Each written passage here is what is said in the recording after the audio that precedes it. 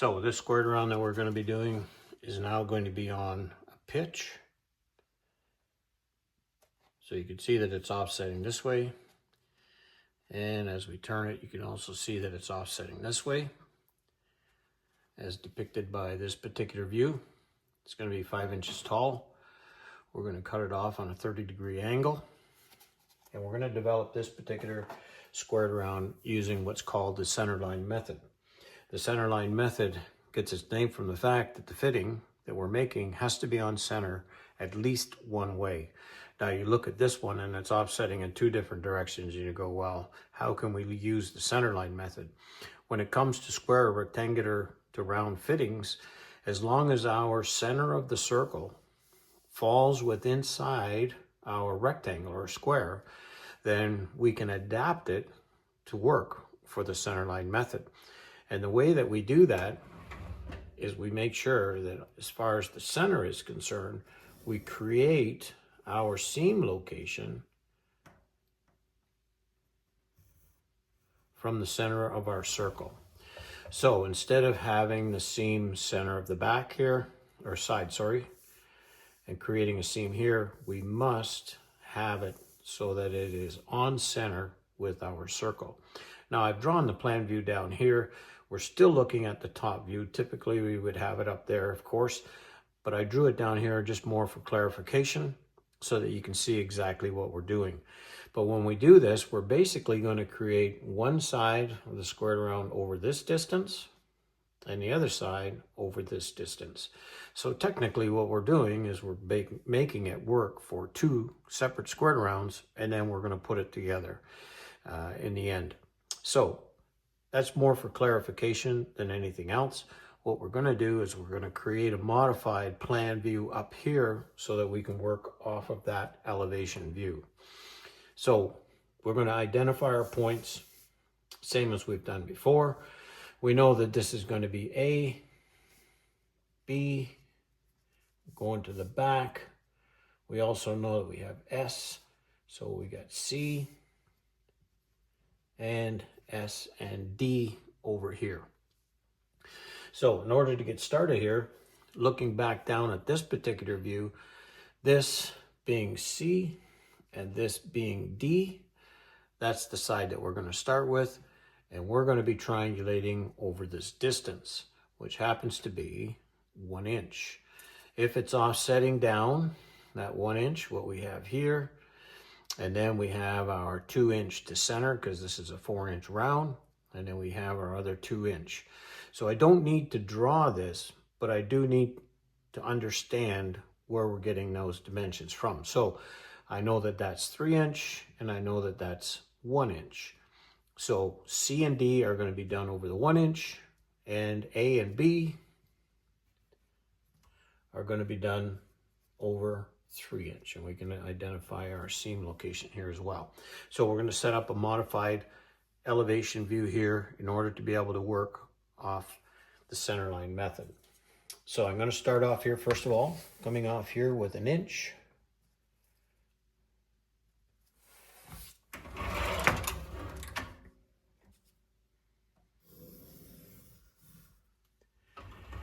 And that is going to be for C and D, that 1 inch. And what I'm going to do is I'm going to end up triangulating over the differences that I see here. So, for example, I have this difference here. I have this difference here, here,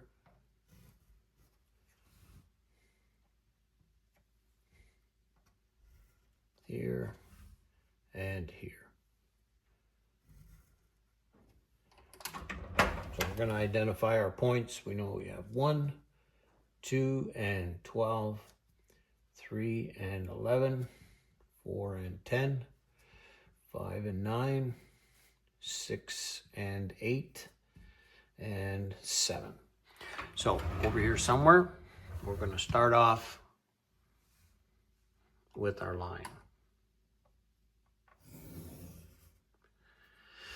And I know I want that line to be 5 inches, because that's what it is here.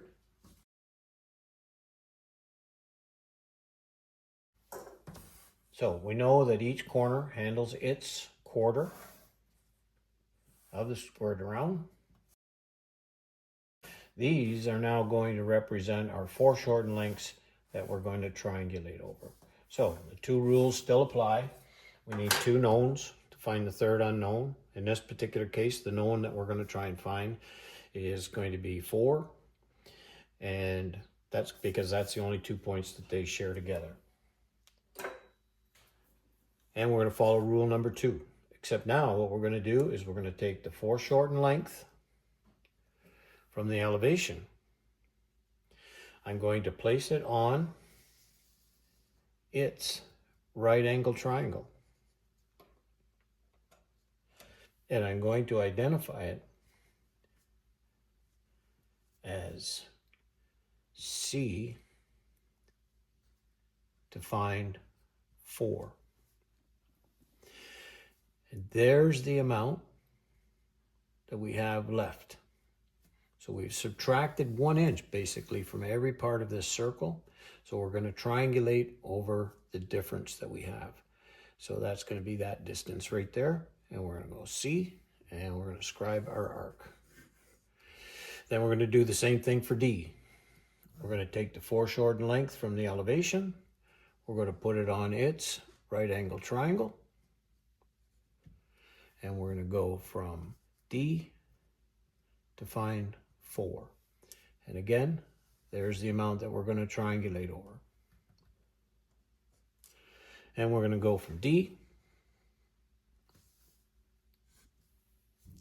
to find 4.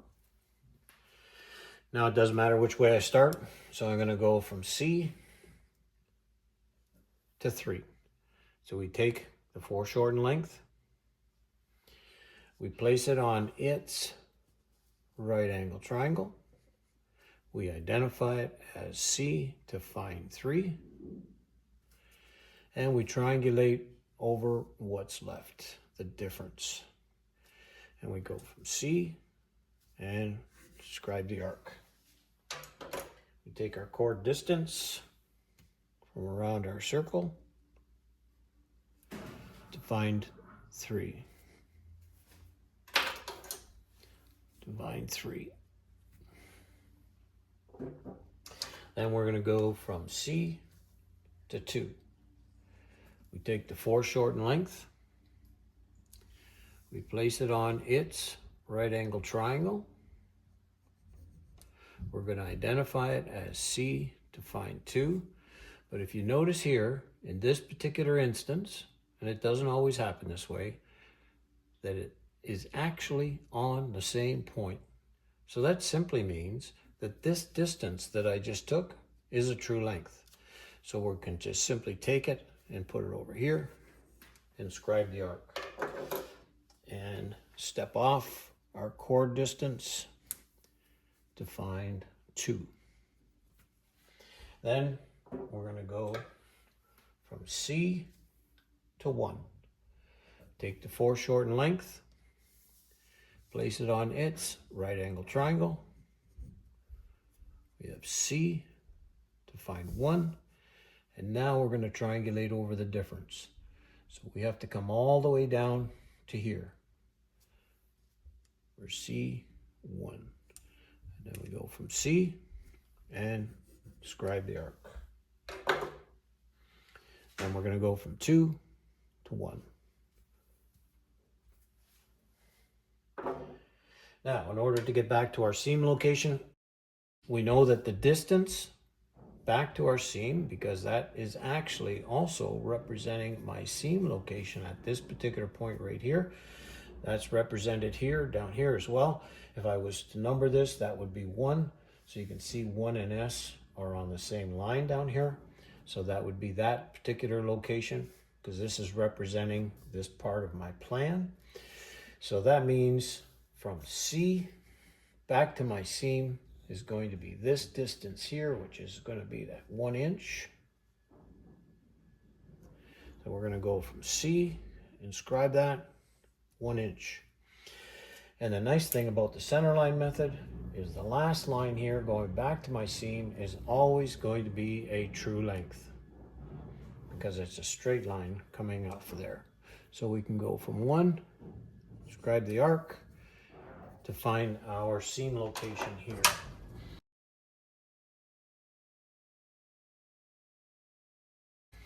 And that completes that quarter.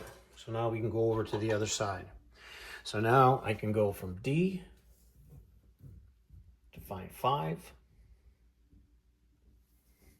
We take the foreshortened length. We place it on its right angle triangle. We identify it as D to find 5. And there is the amount of difference that we're going to triangulate over. And we go from D and describe the arc.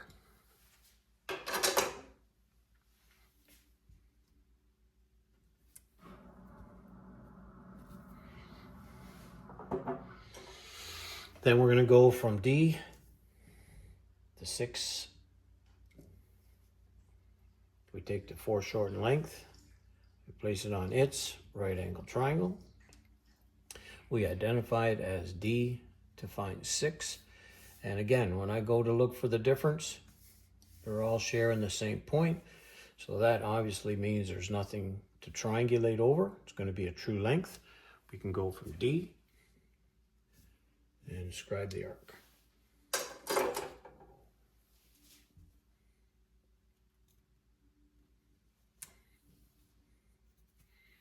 And that's going to give us 6. Then we're going to go from D to 7. We take the foreshortened length, we place it on its right angle triangle. It's going to be D to find 7. There's the difference that we're going to triangulate over. And we go from D and describe the arc.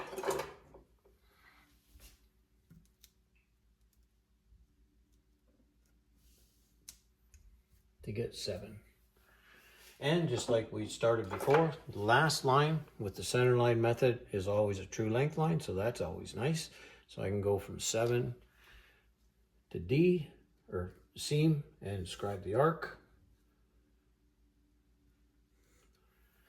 And I know that the distance back to center is going to be that 1 inch. So we can take that distance right here and go from D, describe the arc, to get S.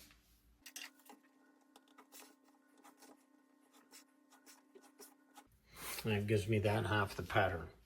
Because we use the core distance, I would want to make sure I check this and that I correct it if it's short or long, or whatever it happens to be, before we go too much farther in developing the fitting. Okay, so now we're going to start on the other side. So I need to create another line for my modified plan here, which is going to represent the distances that I need for side AB. So I know that that distance is going to be this length right here. So I can take that and start a new modified plan over here for side AB.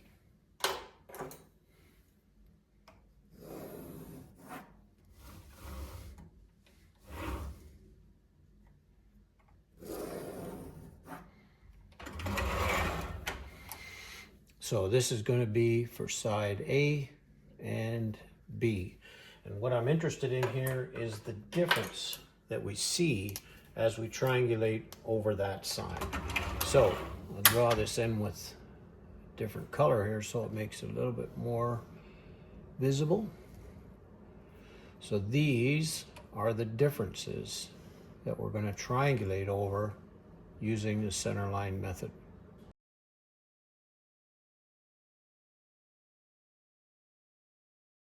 Once we have those, then we can get started. We're going to start off over here again with a line somewhere.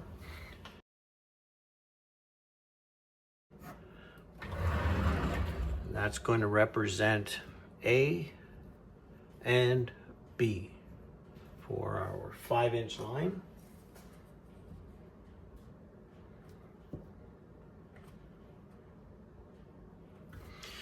Again, we know that A is going to be on my left-hand side. If I'm standing inside looking in this direction, A is now on my left. So I want to create the pattern to the inside. So let's get started. The only point that A and B share together, obviously, is going to be, in this case now, 10. So I take the foreshortened length of B10. I place it on its right angle triangle. I'm going to identify it as B10.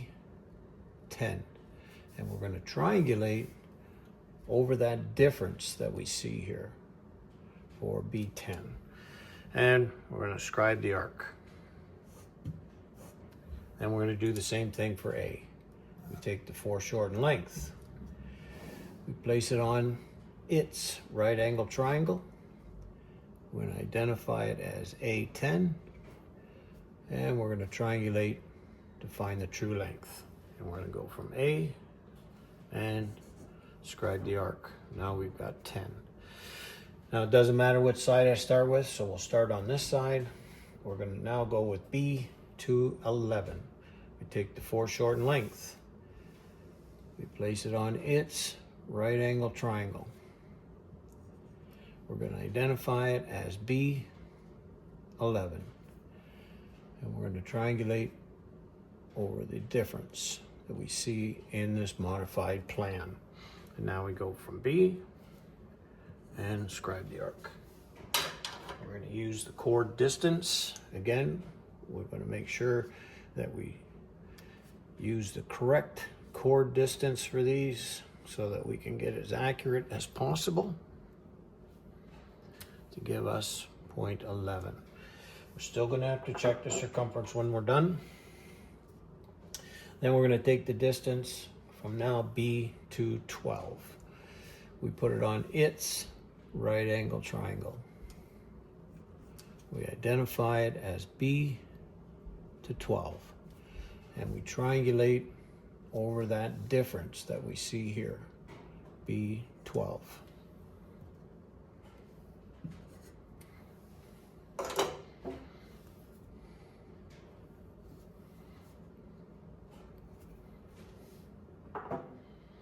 Then we're going to go from B to 1. Take the foreshortened length. We put it on its right angle triangle. We're going to identify it as B to 1. There's the difference that we're going to triangulate over. The full distance of that 3-inch. Then we're going to go from B and scribe the arc.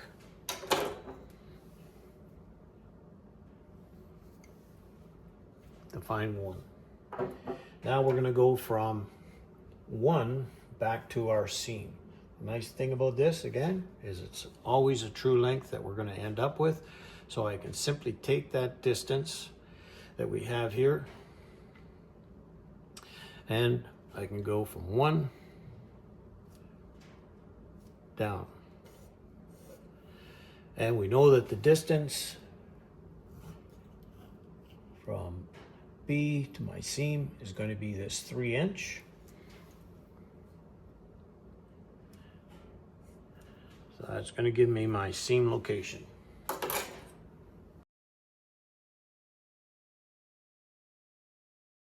Now we can go over to the other side. We know we already have A to 10. So now we're going to go from A to 9. We take the foreshortened length, we place it on its right angle triangle. We identify it as A to 9, and then we're going to triangulate over the difference. So we go from A and scribe the arc.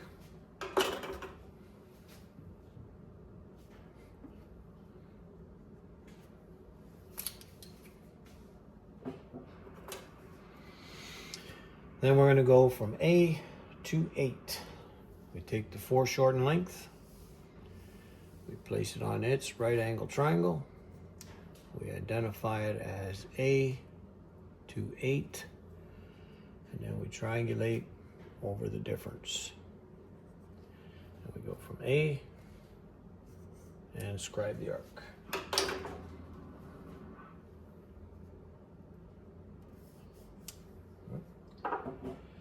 Scribe that just a bit farther.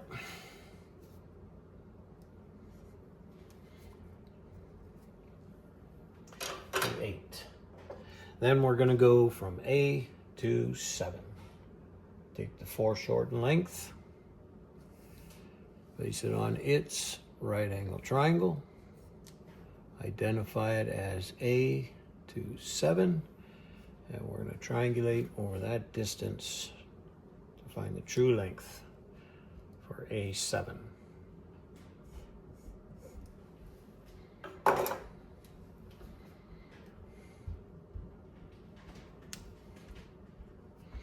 Now we're going to go back down to our seam. So the nice thing is, from our seam down, or 7 down to our seam is a true length, so I can simply take it from here and swing the arc. And I know that this distance has to be the same as the other side, which is 3 inch. And that gives us our seam location. We draw in our lines here.